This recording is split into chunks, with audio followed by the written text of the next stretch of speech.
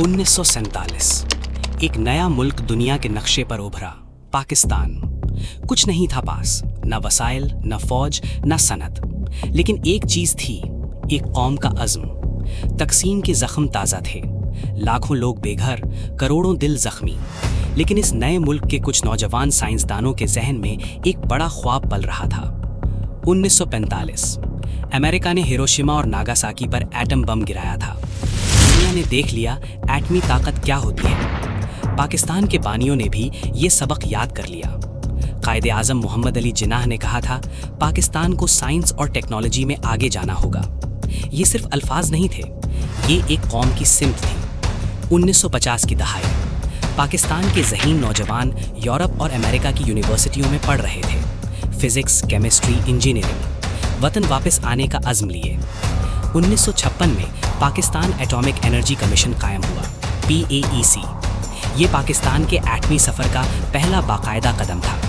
एक छोटा सा दफ्तर, चंद साइंसदान, एक बड़ा ख्वाब। PAEC के पहले चेयरमैन डॉक्टर नज़ीर अहमद, एक पुरज़्म साइंसदान जिन्होंने बुनियादें रखी। उनके हाथों से लगाया गया पौधा एक दिन तनावर दरख्त बनेगा। कराची के करीब KANUP की बुनियाद रखी गई, पाकिस्तान का पहला एटमी रिएक्टर।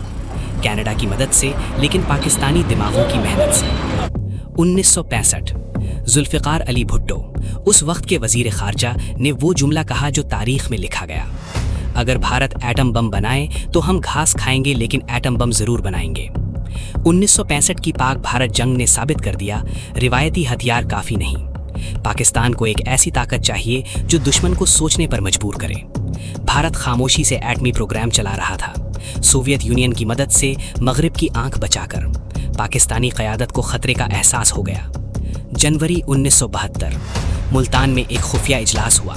भुट्टो ने पाकिस्तान के बेहतरीन साइंसदानों को जमा किया। सवाल एक था, क्या हम एटम बम बना सकते हैं? कमरे में खामोशी छा गई। फिर एक आवाज़ उठी, हाँ हम बना सकते हैं। ये लम्हा पाकिस्तान की तारीख का टर्निंग पॉइंट था।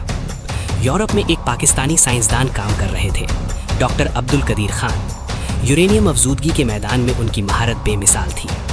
1974 भारत ने अपना पहला एटमी तजुर्बा किया। पाकिस्तान की फिक्र बढ़ गई। डॉक्टर कदीर ने भुट्टो को खत लिखा, मुझे बुलाओ, मैं मदद करूंगा।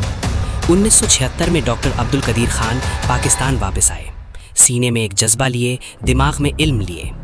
Kahuta research laboratories, KRLS, Islamabad के करीब पहाड़ों में छिपी ये लेबोरेटरी पाकिस्तान की उम्मीद बन गई। सख्त सिक्योरिटी, खामोश काम, बड़ा हदफ। पैसे नहीं थे, मशीनरी नहीं थी, टेक्नोलॉजी नहीं थी, लेकिन हौसला था। साइंसदानों ने जुगाड़ से काम चलाया, दुनिया की आंख बचाकर सामान इकट्ठा किया। अमेरिका, यूरोप, सब ने पाकिस्तान पर पाबंदियां लगाईं। टेक्नोलॉजी देने से इनकार, धमकियां, दबाव। लेकिन पाकिस्तानी साइंसदानों ने हार नहीं मानी। दुनिया भर से खामोशी से सामान इकट्ठा किया गया, यूरोप की मंडियों से, मशरिक़े वस्ता से, एशिया से। ये एक खामोश जंग थी जो लेबोरेटरियों में लड़ी जा रही थी। 1977 जनरल ज़ियाउल हक ने इक़्तिदार संभाला। एटमी प्रोग्राम जारी रहा। सियासी तब्दीली आई, लेकिन साइंसी अज़्म नहीं बदला। 1979 में सोवियत यूनियन ने अफ़गानिस्तान पर हमला किया।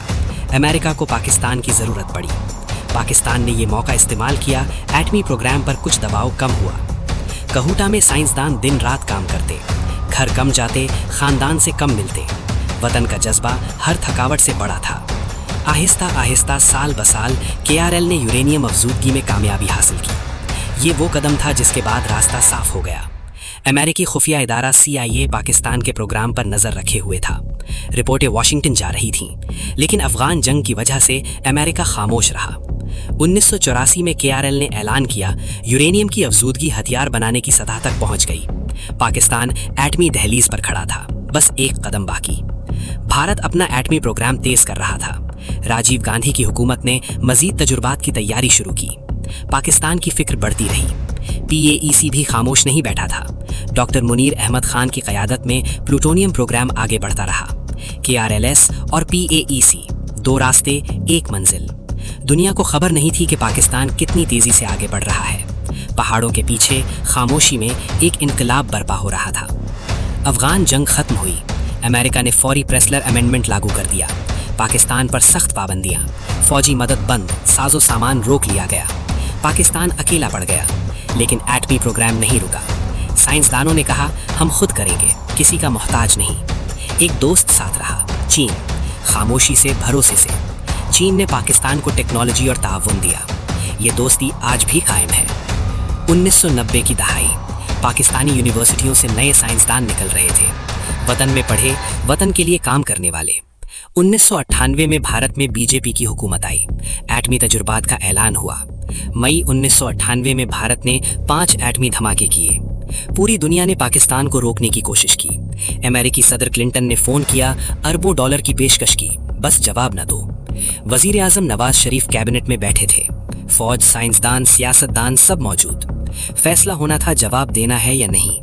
पाकिस्तान की सड़कों पर अवाम निकल आए। एटमी जवाब दो। हर तरफ से एक ही पुकार। कौम ने अपना फैसला सुना दिया था। बलोचिस्तान के पहाड़ चागी, खामोश, वीरान, दूर दराज। यहाँ वो सुरंगें तैयार थीं जिनमें पाकिस्तान की तकदीर बदलने वाली थी। 28 मई 1998 सुबह का वक्त। साइंसदान अपनी जगहों पर, फौजी अफसर तैयार। कंट्रोल रूम में खामोशी, बस एक बटन बाकी था। घड़ी की सुइयां चलती रहीं। हर सेकंड एक तारीख बना रहा था। पाकिस्तान एक ऐसे लम्हे की दहलीज पर खड़ा था जो आने वाली नस्लों की हिफाजत करेगा।